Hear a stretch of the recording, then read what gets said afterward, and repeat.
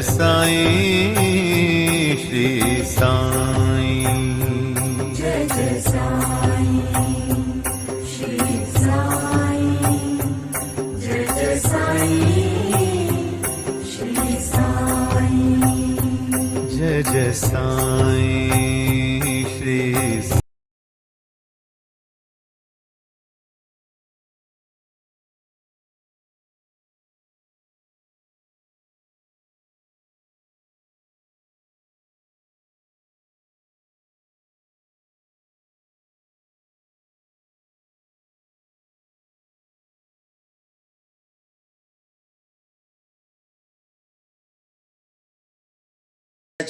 व्यासपीठावर आपलं स्वागत आहे। हनुमान चिटणीस, ज्येष्ठ पत्रकार आणि संजय भुसारी, परम साई भक्त। तसे आपण सगळे साई भक्त आहोत। आता आजचा आपला विषय आहे की जन्मभूमी कर्मभूमी साईबाबांची। आता कर्मभूमी म्हणाल तर पूर्ण विश्व ही त्यांची कर्मभूमी म्हणाल। मग एक मनुष्य म्हणून त्यांचा जन्म कुठे झाला तर तो पाथरीमध्ये झाला। आणि मी आज त्याच्यावरून काय प्रश्नचिन्ह निर्माण केलं गेलेलं आहे तर ते शिर्डी वासियांनी प्रश्न निर्माण केलेला आहे की नाही पाथरीमध्ये साईबाबांचा जन्म झालेला नाही किंवा झालेला असेल तर त्याचा काही अधिकृत पुरावा नाही। आणि हा सगळा संघर्ष सध्या चालू आहे। आता तो राजकीय चालू आहे का, सामाजिक चालू आहे का, हे सगळे आपल्या बोलण्यामध्ये विषय येणार आहेत। तर मी सुरुवातीला जाणार आहे हनुमान चिटणीस यांच्याकडे। हनुमान चिटणीस, आपण गेली अनेक वर्ष पत्रकारिता करत आहात। आपण स्वतः पाथरीमध्ये राहत आहात, आपलं वास्तव्य आहे। तर पाथरीबद्दल आधी आम्हाला माहिती सांगा। सर नमस्कार, मला आपण संधी दिल्याबद्दल आपले शतशः धन्यवाद। यासोबतच भुसारी साहेब आहेत, त्यांचाही नमस्कार। पाथरी हे साईबाबांचं मंदिर आणि साईबाबांचं जन्मस्थान म्हणून ओळखलं जातं। मला अभिमान आहे या पाथरीमध्ये राहण्याचा। पाथरी शहराला फार मोठी पार्श्वभूमी आहे। पाथरी शहराबद्दल इतिहासकालीन अनेक खंड आहेत। यादवकालीन पार्थापूर म्हणजे अर्जुन पांडवांच्या याच्यामध्ये अर्जुन पाथरीला आले होते आणि अर्जुनांचं नाव पार्थ असं होतं आणि पार्थाचं पार्थापूर असं झालं, असाही नामोल्लेख केला जातो। त्याच्यानंतर आदिलशाही, निजामशाही, इमामशाही, कुतुबशाही आणि याच्यानंतर आणखीन एक शाही झाली। आणि निजामाच्या काळामध्ये पाथरी आणि माहूर हे दोन सुबे होते। पाथरीला महत्व आहे, पाथरी ही राजधानी होती असंही म्हटलं जातं। या ठिकाणी पाथरी शहर हे फार मोठं विस्तारलेलं आहे आणि साईबाबांचा जन्म पाथरीतल्या भुसारी कुटुंबात झाला, हेही अनेक ग्रंथामध्ये नमूद केलेलं आहे। पाथरीला श्री साई बाबा का नाम हरिभाऊ था। श्री साई बाबा के पिताजी का नाम परशुराम एवं माताजी का नाम अनुसया था। साई बाबा का कुल नाम भुसारी था। साई बाबा यजुर्वेद ब्राह्मण थे। साई बाबा का गोत्र कौशिक था। सांस्कृतिक दृष्ट्या, शैक्षणिक दृष्ट्या फार महत्व आणि मोलाचं स्थान आहे सर। हा, तर संजय भुसारी, आपण ऐकलेत की आता चिटणीस यांनी काय माहिती दिली, तशी आपण गेली अनेक वर्ष पाथरीमध्ये जात आहात। तर आपला कसा संपर्क आला किंवा आपलंही नाव भुसारी आहे आणि भुसारी कुटुंबात साईबाबांचा जन्म झाला असं चिटणीस म्हणतात आहे। आमच्यासारखे अनेक साई भक्त मंडळी तिथं येऊन गेलेली आहे। बोला साईबाबांचा जन्म। नमस्कार, सर्वप्रथम तर मी आपले आभार मानतो की आपण साईबाबा जन्मस्थान विषयीची माहिती जनसामान्य भक्तांपर्यंत पोहोचवण्याचा उपक्रम केला, त्याबद्दल तुमचे खूप खूप आभार। सगळ्यात महत्वाची गोष्ट अशी आहे की साईबाबाचं जन्मस्थान पाथरी आहे, एक कोण्या भक्तांनी सांगण्यापेक्षा स्वतःच साईबाबांनी या गोष्टीचा स्पष्ट नामोल्लेख त्यांचे निकटतम भक्त माळसापती जे आहेत, जे बाबांच्या सोबत चावडी आणि द्वारकामध्ये झोपत होते, त्यांच्याशी हा संपर्क केला। त्यांनी सांगितलं की माझा जन्म पाथरी येथे एका ब्राह्मण कुटुंबात झाला आणि बाल्यावस्थामध्ये माझ्या आई वडिलांनी मला एका फकीरा बरोबर सोपवलं। या गोष्टीचा उल्लेख बाबा असताना सायलीला मासिक जे प्रकाशित होत होतं, सुरुवात झाली होती त्याला, त्या मासिकामध्ये याचा पहिला उल्लेख आहे. जे साई सच्चरित्र, जे जगतमान्य साई सच्चरित्र आहे, त्या साई सच्चरित्राची मूळ न्यूज जी आहे ती साई मासिकावरून निघालेली आहे.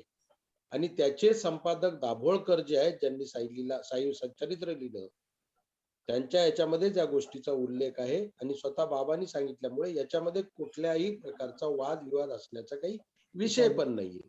ग्रंथनुसार श्री साईं बाबा के एक अंतरंग भक्त मालसापति, जो कि बाबा के साथ मस्जिद तथा चावड़ी में शयन करते थे, उन्हें बाबा ने बतलाया था कि मेरा जन्म पाथरडी के एक ब्राह्मण परिवार में हुआ था।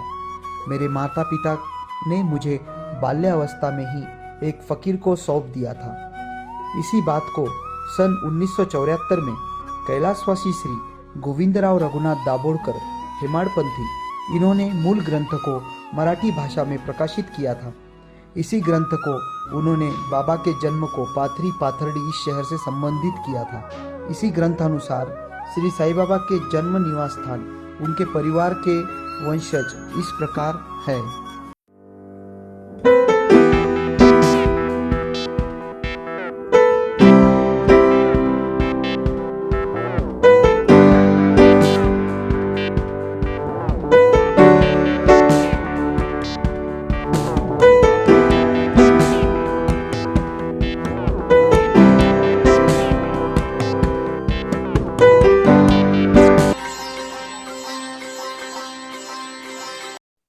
दुसरी महत्वाची गोष्ट अशी आहे की एका भक्ताला सांगितलं असतं तर याच्यामध्ये कदाचित कुठेतरी थोडीशी शंका निर्माण होण्याचं कारण असेल, पण स्वतः माळसापती, त्यानंतर दासगणू महाराज, स्वामी साई शरणानंद, या सगळ्या जवळपासच्या बाबांच्या भक्तांना त्यांनी या गोष्टीचा उल्लेख केला आणि त्याचं लिखित प्रमाण जे आहे शिर्डी संस्थांनीच प्रकाशित केलेल्या साई सच्चरित्रामध्ये, साई लीलेमध्ये आणि स्वामी साई शरणानंदांच्या आत्मचरित्रामध्ये आहे.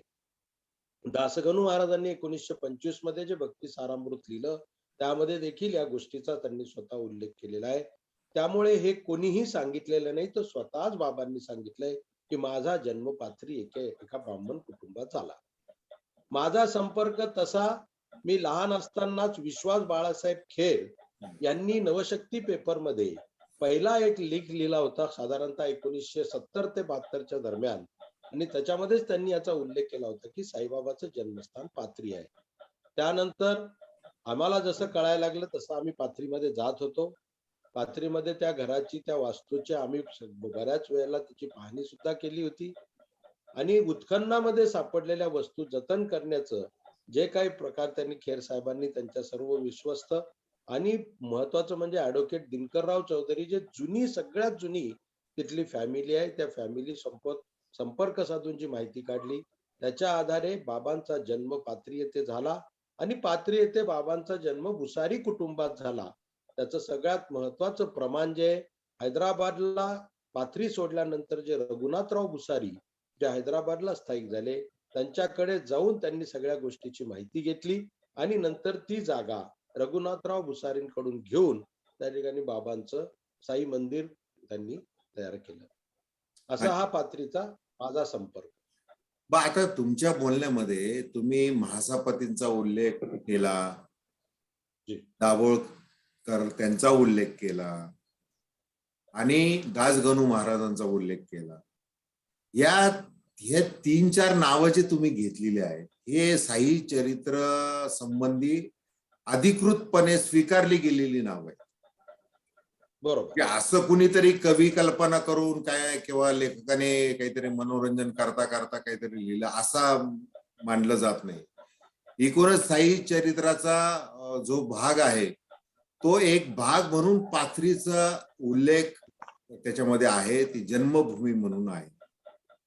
आता म्हाळसापतींनी साईबाबांना आओ साई ज्या वेळेला असं म्हटलं होतं, असं म्हणजे माझ्या माहितीप्रमाणे जे आहे ते मी आपल्याला सांगतोय की चांदबाबा शेख जे धूपखेड्याचे होते, त्यांच्या लग्नाच्या वरातीमध्ये साईबाबा सामील झाले आणि तिथून ते शिर्डीला गेले आणि तिथंच वास्तव्याला राहिले. त्यावेळेला म्हाळसापतींनी त्यांना आओ साई असं म्हटलं होतं आणि तिथून ते साईबाबांचं नाव पडलेलं आहे. आता अलीकडच्या काळामध्ये आता इतकी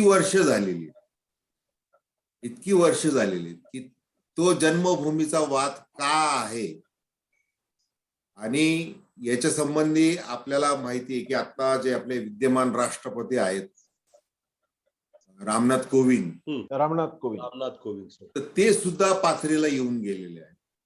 त्यांनी सुद्धा बरोबर. काही आपल्या त्यांच्या सद्भावना व्यक्त केलेल्या आहेत.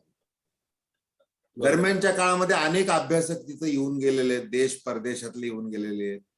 त्यांनी बरचसं लिखाण केलेलं आहे आणि तरी सुद्धा हे शिर्डीतून जो विरोध होतोय हा नेमक्या कोणत्या कारणाने विरोध होतोय असं चिटणीस तुम्हाला वाटतं?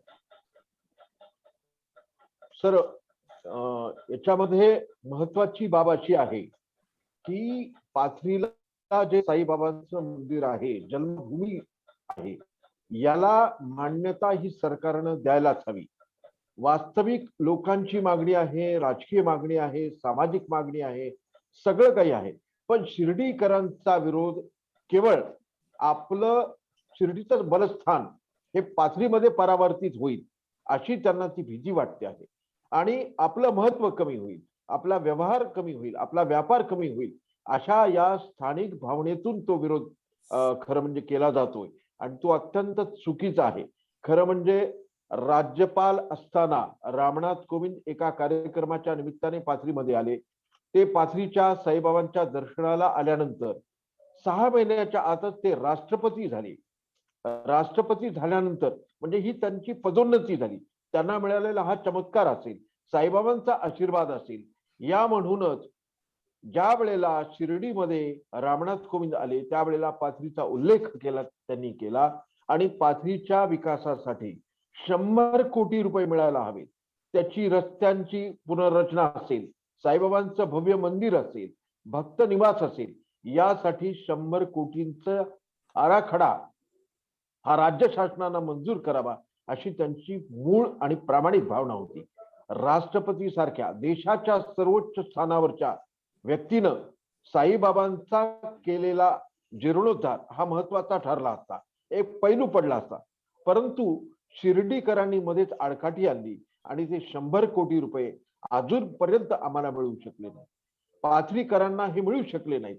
याचे कारण नेमकं राजकीय आहे, परंतु त्यासोबतच राजकीय अडथळ्यांचं सुद्धा आहे.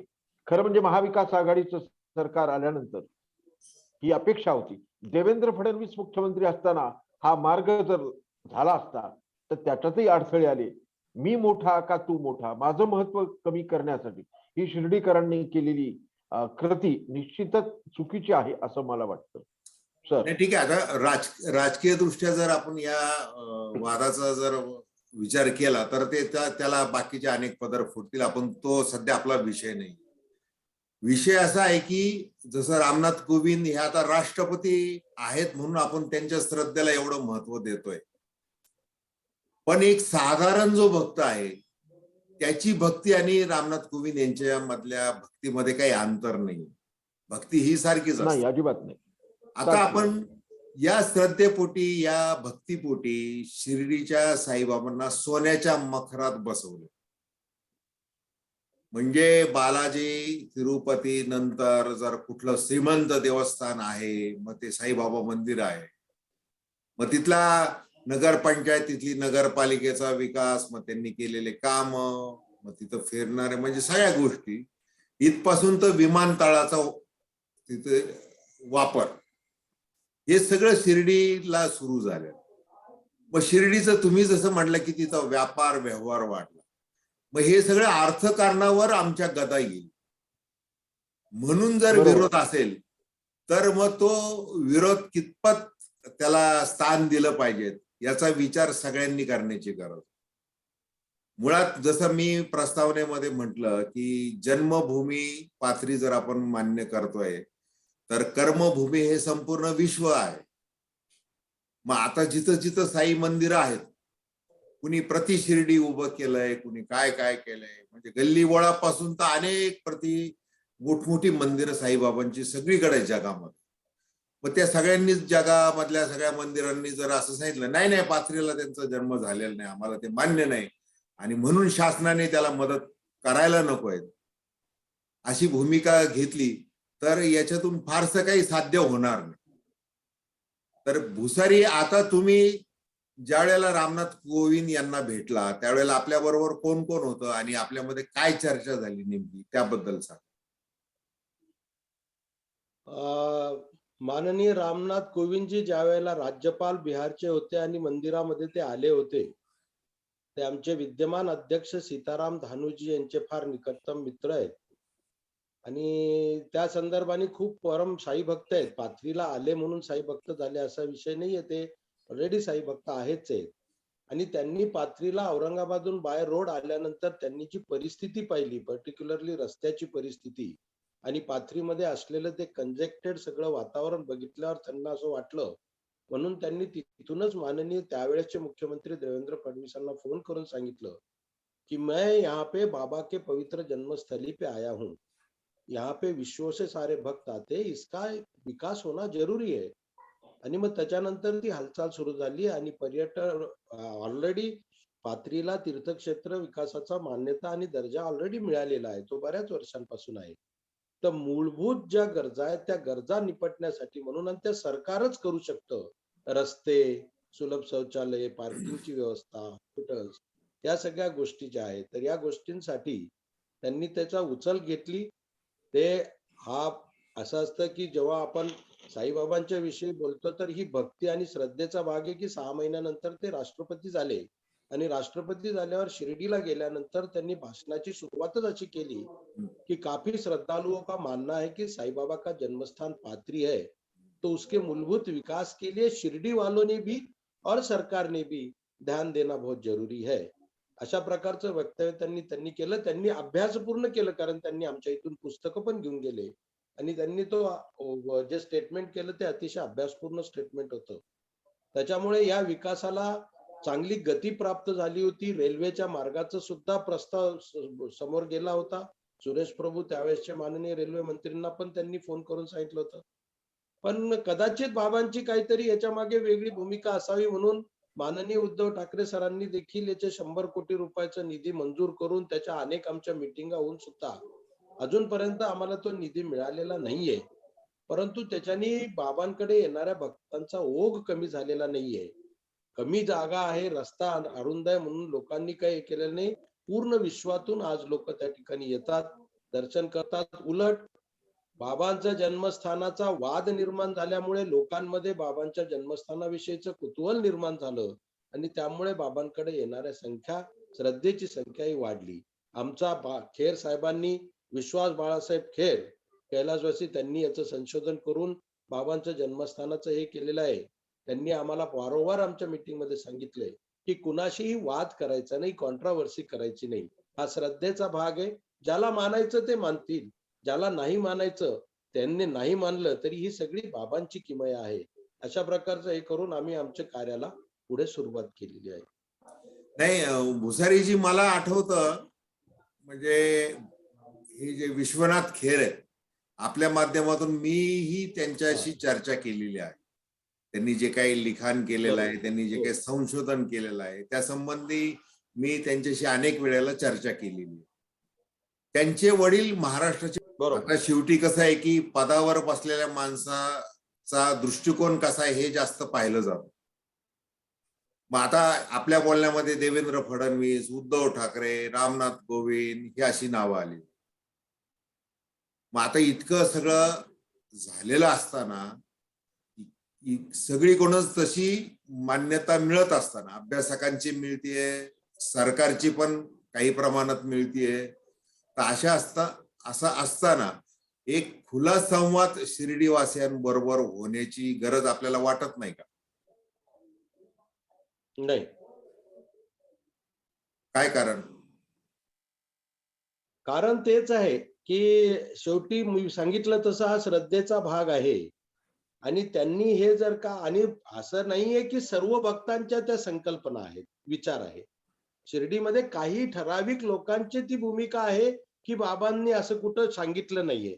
आम्ही वारंवार त्यांना हीच विनंती करतोय. आम्ही संस्थांना सगळं त्यांनीच छापलेलं लिटरेचर ऑलरेडी दिलेलं आहे. माजी अध्यक्ष आवरे साहेबांशी आमची याच्यावर चर्चा झाली आहे. प्रतापराव भोसले त्यावेळेसचे ट्रस्टी, त्यांच्याबरोबर आमची 3.5-4 तास या गोष्टीविषयी चर्चा झाली. आम्ही त्यांना हे सांगतोय की हे सगळं साईबाबांच्या शिर्डी संस्थांनी छापलेलं लिटरेचर आहे. दाभोळकरांचं साई सच्चरित्र जगतमान्य जर असेल तर त्याच्यात लिहिलेलं ही गोष्ट की माझा जन्म पाथरीला झाला हे भक्त नाही सांगत आहे. हे साईबाबा स्वतः जेव्हा सांगतायत तेव्हा त्याला खोटं किंवा त्याला न मान्यता देणं या गोष्टीचा कधी म्हणजे म्हणतात तसं आहे की झोपलेल्याला आपण उठवू शकतो. जो जागा आहे त्याला उठवण्यामध्ये काहीच अर्थ नाही आणि त्यांचा अट्टास तोच आहे. आम्ही वारंवार त्यांना हीच गोष्ट आणि शेवटी आम्ही हात जोडून सांगितलं की बा हा श्रद्धेचा भाग आहे. त्याच्यामध्ये तुमच्याशी आमच्याशी वाद करून काहीच होणार नाहीये. तुम्हाला मान्य करायचं नसेल आम्ही तुमच्या त्या श्रद्धेचाही आदर करतो. पण आमची मान्यता आहे त्या श्रद्धेला तुम्ही विनाकारण त्या गोष्टीला वादामध्ये निर्माण करण्याची काही गरज नाहीये. आणि यांच्याबरोबर या गोष्टीचा संवाद साधून 100% त्याच्यातून निष्पन्न काहीच होणार नाही. अगदी बरोबर आहे. तीर्थक्षेत्र म्हणून विकास करा असं त्यांचं म्हणणं आहे. आता पाथरीमध्ये तीर्थक्षेत्र साईबाबाच्या जन्मस्थानाशिवाय दुसरं काहीच नाहीये. मग फक्त जन्मस्थान या विषयाला बगल देऊन तीर्थक्षेत्राचा विकास कुठलं पाथरी तीर्थक्षेत्र आहे दुसरं? त्या पर्टिक्युलर गावामध्ये साईबाबाचं जन्मस्थान हेच एक तीर्थक्षेत्र आहे. म्हणजे हा वाद असाच जरी आपण राहिला असं जर मान्य केलं तरी शिर्डीमध्ये जर तीर्थक्षेत्र म्हणून जर विकास करायचा असेल तर जसं विद्यमान मुख्यमंत्र्यांनी सांगितले की 100 कोटी रुपये आम्ही पाथरीच्या विकासासाठी देऊ, तर ते तरी या सरकारने ताबडतोब दिले पाहिजे. दुसरं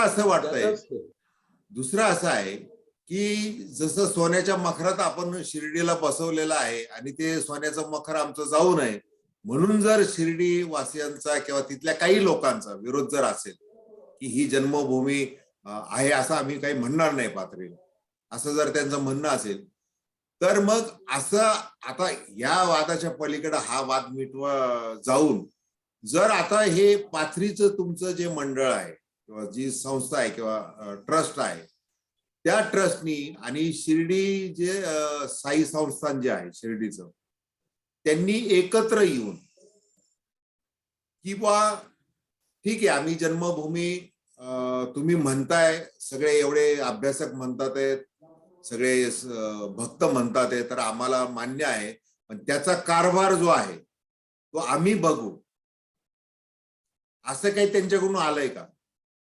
नाही. किंवा तुम्ही असं त्यांना सांगितलंय का की नाही साई संस्थान जे आहे शिर्डीचं त्या संस्थांनीच हे स्वीकार करावा जन्मभूमीचा आणि इथला कारभार तुम्हीच बघावा? नाही, अशा प्रकारचं नाही. माझ्या आठवणीमध्ये ससाने साहेब ज्या वेळेला अध्यक्ष होते त्यावेळेला अशा प्रकारचा एक प्रस्ताव विश्वास खेर साहेबांना त्यांनी चर्चा केल्याचं त्यांच्या बोलण्यामध्ये मध्ये एकदा आलं होतं, पण त्याला काय मूर्त स्वरूप मिळालं नाही. कारण काय कोण्या एकाच्या निर्णयाने जाणं त्या शिर्डीमध्ये खूप अवघड आहे. कारण नुसतं विश्वस्त मंडळ नाहीये, कारण विश्वस्त मंडळासोबत गाव आहे.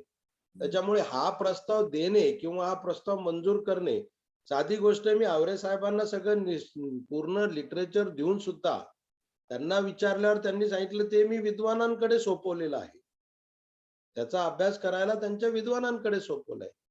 मग ह्या गोष्टीचा निर्णय इतका सोपा लागणं गरजेचं म्हणजे होईल असं काही त्याच्यामध्ये हे नाही. कारण मी चर्चा केली आहे ना, मी दादांनी आमच्या सीताराम दानुसरांनी आमच्या अतुलराव चौधरी आम्ही शिर्डीला जाऊन कमीत कमी 3 ते 4 आणि दुसरी महत्वाची गोष्ट की बाबांच्या समाधी शताब्दी महोत्सवाच्या वेळेला आम्हाला संस्थांकडून जे निमंत्रण आले ते साईबाबा जन्मस्थान विश्वस्त म्हणून आलेले. बर, आमच्याकडे त्याचे सगळे हे आहेत, त्यांच्या फाईल आहेत, त्यांचे लेटर्स आहेत, सगळ्या गोष्टी आहेत.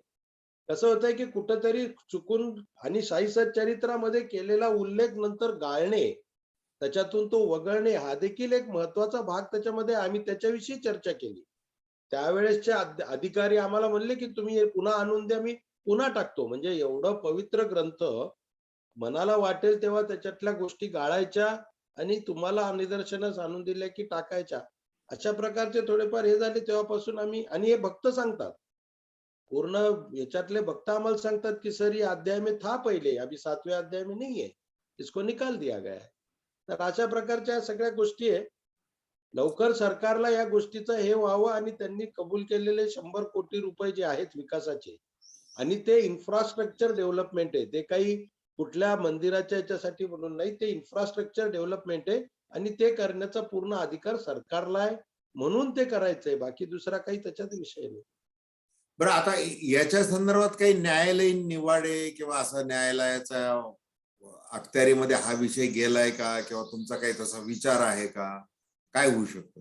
कारण मी हे यासाठी विचारतोय, जसं आता तुमच्या बोलण्यातून आलं की ते म्हाळसापती, दाभोळकर, दासगणू महाराज यांचे असलेले उल्लेख त्यांच्या साहित्यामध्ये, त्याच्यानंतर शिर्डी साई संस्थांनी तुम्हाला काही निमंत्रण पत्रिका पाठवली, त्याच्यामध्ये पाथरी साई जन्मभूमी असा उल्लेख असणं, तो अभावितपणे किंवा क्लेरिकल मिस्टेक ते आहे असं ते म्हणतील, किंवा त्यांनी साई चरित्रातून हे गाळणे, की पाथरीचा उल्लेख गाळणे दाभोळकरांच्या याच्यातून, हे अशा काही मुद्द्यांवर काही न्यायालयात तुमचा जाण्याचा असा विचार आहे का?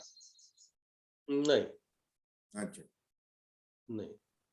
तर आता हे ठीक आहे की एवढ्या मोठ्या प्रमाणामध्ये जर तुम्हाला सगळ्या समूहाचा पाठिंबा मिळतोय या ना त्या प्रकारे, की वैधानिक दृष्ट्या काय मिळतोय किंवा लोकांचा काय मिळतोय, या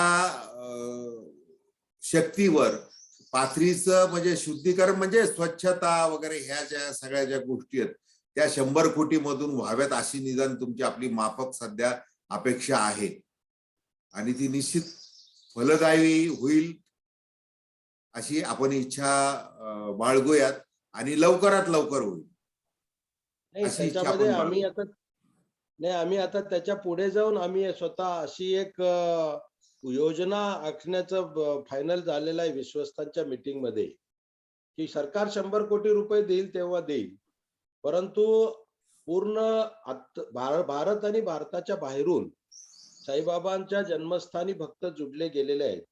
तर आम्ही अशा एक प्रकारची कमिटी नेमतो आहोत भक्तांची, प्रत्येक राज्यातून जे काय आमच्याशी निगडीत आहेत त्यांच्याशी, त्यांची एक कमिटी नेमून आम्ही आमची जी योजना आहे विकासाची ती त्यांच्यापर्यंत आम्ही मांडण्याचं पूर्ण फायनल केलंय. आणि सगळ्या भक्तांनी ऑलमोस्ट, जसं हिदायतुल्ला उपराष्ट्रपती माननीय हिदायतुल्ला होते, त्यांचे चिरंजीव जे आहेत अर्शद हिदायतुल्ला, ते विश्वास खेरांचे जावई आहेत आणि ते खूप मोठे साई भक्त आहेत, ते आपल्याशी जुडलेले आहेत. के.व्ही. रमणी सर, ज्यांनी शिर्डीला जवळपास 1600 ते 1800 रूम्स 100 कोटी रुपयामध्ये त्यांनी ते दिलेले आहे, ते मंदिराशी निगडीत आहेत, त्यांची खूप मोठी श्रद्धा आहे. असे सगळे लोक, आम्ही भक्त लोकांना आम्ही आव्हान केलं आणि त्यांनी ते मान्य केलं. त्यांच्या मार्फत आमचा उपक्रम असा आहे की जवळपास 100 ते 125 कोटी रुपयाचा निधी आम्ही त्यांच्याकडून निर्माण करण्याची आमची योजना चालू आहे. आमचं बोलणं झालं, लवकर मुंबईमध्ये त्याची मीटिंग होणार आहे आणि त्याच्यामध्ये आम्ही पूर्ण प्रोजेक्ट दाखवणार आहोत. त्यामध्ये मंदिराच्या आजूबाजूचा सर्व परिसर विकास आराखडा अंतर्गत आम्ही रिकामा करणार आहोत. भक्त लोक तयार आहेत ती जागा आम्हाला द्यायला, सरकारला आम्हाला द्यायला, आणि त्याच्यामध्ये 5000 लोक ऍट ए टाइम भक्त त्या सभा मंडपात बसतील असा सभा मंडप आहे. त्याच्या खाली अंडरग्राऊंड मध्ये अध्ययन कक्ष, त्याच्यानंतर म्युझियम, ज्या बाबांच्या वस्तू सापडल्या त्याचं म्युझियम, आणि पारायण कक्ष अशा प्रकारचा आहे. एका साईडला दुकानं आहेत, हॉस्पिटल आहे, पार्किंग आहे, आणि मोठं भक्तनिवास जी आमची मंदिराची जागा आहे तिथे 60 रूम्स आणि 2000 लोक जेवतील एवढं प्रसादालय. अशा प्रकारचं आमचं जे नियोजन आहे ते नियोजन आम्ही या भक्तांच्या समोर मांडणार आहोत. आणि त्यांच्या मार्फत जर हे आलं तर आम्हाला आमची जी विकासाची गती आहे ती बाबांच्या कृपेने, कृपादृष्टीने आम्ही सुरू करणार आहोत. आणि सरकारला आम्ही वारंवार या गोष्टीचं अपील करणार आहोत की बा तुम्ही आम्हाला लवकर जे काही गोष्ट दिली आहे त्याची सरकार दरबारी त्याची आता नोंद करून घ्यावी आणि ती आम्हाला लवकरात लवकर द्यावी अशी विनंती. आम्ही दोन्ही मार्गाने त्या गोष्टीकडे चाललेलो आहोत. चला आपण असं समजायला हरकत नाही की साई इच्छेने आपल्यामधली उर्मी आणि ऊर्जा ही कायम आहे, आणि आपल्याला तो कोण जन्मभूमी आहे मान्य करते की नाही करत याच्या फंदात फारसं न पडता आपल्याला काय करता येणार. म्हणजे आता तुम्ही भक्तांचे नावं घेतलेले आहेत. म्हणजे 1 रुपया टाकणारा भक्त असो किंवा 1 कोटी टाकणारा भक्त असो, हा फरक न करता त्या श्रद्धेने जन्मभूमीचा विकास काय करता येणार आहे या संबंधी बरोबर. तुमच्याकडे आराखडा तयार आहे. तुम्हाला अनेक लोक सहकार्य करायला तयार आहेत. आणि विशेष म्हणजे त्या जन्मभूमी स्थळामध्ये जी काही सध्याची जी काही भौगोलिक दृष्ट्या जर विचार केला तर तिथल्या लोकांची जमीन तिथं लागणार आहे तुम्हाला, आणि ते जमीन सुद्धा लोक द्यायला तयार आहेत. त्याच्यामुळे काही त्याच्यामध्ये फारसं काही अडवणूक करण्याचं कोणाचं धोरण दिसत नाही. तर ते निश्चितच हे जन्मभूमी अधिकाधिक लोकांपर्यंत माहिती होईल. जगातून तिथं लोक येतील, सगळ्या प्रकारचे भक्त येतील आणि शिर्डीचे सुद्धा भक्त येतील. असं काही त्याच्यामध्ये बंधन नाही. जसं दमत सुक्तनकर नावाचे एक तिथं होते प्रशासक, तर ते सुद्धा याला येऊन गेलेले आहेत, पाथरीला येऊन गेलेले आहेत. तिथं हात जोडून गेलेले आहेत. अनेक लोक येतात जातात. आता हा तात्पुरता काय थोडासा बाळभोत वाद म्हणलं तरी त्याला काय म्हणायला काय हरकत नाही. अशा प्रकारचा हा वाद आहे. बरं, असंही नाही की अजून कुणी कुठल्या गावाने असं म्हणलं की नाही साईबाबा इथंच जन्माला आले, असं काही तुम्हाला असा कुणी दावा केलेला नाही. हे अत्यंत महत्वाचं आहे. आणि संजय भुसारी आणि सर एक गोष्ट मला बोलायची. सर एक गोष्ट महत्वाची सांगायची की शिर्डी आणि पाथरी हा वाद ज्या वेळेला उभा राहिला त्यावेळेला शिर्डी संस्थानचे मुख्य कार्यकारी अधिकारी म्हणून दीपक मुगळीकर हे होते. योगायोगानं दीपक मुगळीकर हे परभणीचे जिल्हाधिकारी म्हणून आले. बघा, साईच्या कर्मभूमीमधून ते जन्मभूमीमध्ये आले आणि त्यांच्या हातून काहीतरी घडावं अशी काहीतरी इच्छा होती. त्याप्रमाणे त्यांनी हातभार लावला. त्यांनी कागदपत्रांची जुळवाजुळव केली. एक मोठं आंदोलन त्याच्या आधी उभं राहिलं होतं. नंतर म्हणजे शिवसेना, भाजप सगळ्या पक्षाचे नेते, पदाधिकारी, खासदार, आमदार यांनी पाठिंबा दिला. एक मोठं आंदोलन झालं. त्याच्यानंतर थोडी शिथिलता आली. परंतु दीपक मुगळीकर आल्यानंतर म्हणजे शिर्डीमधून आल्यानंतर योगायोग बघा, हा पहिल्यांदाच हा अभिनव म्हणता येईल की शिर्डीमधून ते परभणीला आले, पाथरीच्या सेवेसाठी म्हणून आले असं एक म्हणता येईल त्याला. आणि पण त्यांनी जुळवाजुळव केली, अनेक माहिती घेतली, अधिकाऱ्यांशी पाठिंबा घेतला. एक बैठक झाली मुंबईला. सीताराम कुंटे हे सचिव होते, मुख्य सचिव. त्यावेळेला एका बैठकीमध्ये 5 ते 7 हजार रुपयाची एक शाल आणि एक साईबाबांची मूर्ती या अधिकाऱ्यांना देण्यात आली. त्यावेळेला असं कल्पना होती की तो आराखडा तात्काळ मंजूर होईल आणि मुख्यमंत्र्यांची सही होईल, मुख्य सचिवांची सही होईल. आणि अशी कल्पना असताना दीपक मुगळीकर, बाबाजानी आणि संस्थांचे पदाधिकारी, मला वाटतं भुसारी साहेबही होते त्या बैठकीला, तर या बैठकीमध्ये काहीतरी निर्णय होईल असं वाटलं होतं. परंतु हा आराखडा सीताराम कुंटेंच्या अधिकाऱ्यांनी म्हणजे मुंबईच्या अधिकाऱ्यांनी नामंजूर केला. माझ्या माहितीप्रमाणे, मला जी माहिती मिळते त्याप्रमाणे मुंबईच्या अधिकाऱ्यांनी यामध्ये आक्षेप घेतला की तुम्हाला कशाला हवं पैसा, तुम्हाला रस्त्यासाठी पैसा कशाला हवा, तुम्ही भूसंपादनासाठी कशाला पैसा हवा, मंदिरासाठी कशाला हवा, या ज्या मंदिरचं उभं आहे, भक्त निवासही उभं आहे, तुम्ही भक्तांनी करावा, अशा प्रकारच्या काही किरकोळ बाबी करून ते पुढे थांबलं. आणि मग कलेक्टरांनी म्हणजे मुगळीकरांनी प्रयत्न केले आणि ते काही थांबलं नाही. आता मंदिराकडून दररोज भोजनाची व्यवस्था व्हायला हवी, प्रसादाची भक्तांना, त्याच्यानंतर आणखी काही सवलती द्यायला हव्यात. म्हणजे याचा अर्थ आणखी सरकारवर नव्हे, सरकार काही करणार नाही. सरकार म्हणजे अधिकारी, अधिकाऱ्यांवर जर दबाव आणला आणि अधिकाऱ्यांनी जर प्रयत्न केला. आता मध्यंतरी दीपक मुगळीकर सेवानिवृत्त झाले आणि आता अचल गोयल कलेक्टर आहे, त्यांनी भेटी दिली, त्यांनी आराखड्याची पाहणी केली, परंतु पुढे फाईल सरकत नाही. तर यासाठी अधिकाऱ्यांवर दबाव आणून ह्या सगळ्या गोष्टी निश्चितच सरकणार आहेत. ह्या कुणीही थांबवू शकणार नाही. पाथरीचा निश्चितच विकास होणार आहे. मला जाता जाता आपल्याला एवढं सांगायचं आहे की इथे अप्रतिम महावक्ता 2022-2032 हे जे आपल्याला दिसतंय ते शाश्वत विकास डोळ्यासमोर ठेवून काम करणार. सगळ्या महाराष्ट्रातल्या युवकांचा त्याच्यामध्ये सहभाग असणार आहे. 36 जिल्हे, 358 तालुके आणि 42,000 खेडे लहान मोठे धरून याच्यामध्ये सहभाग असणार आहे. त्यावेळेला शाश्वत विकास ध्येयांची चर्चा त्याच्यामध्ये होणार आहे.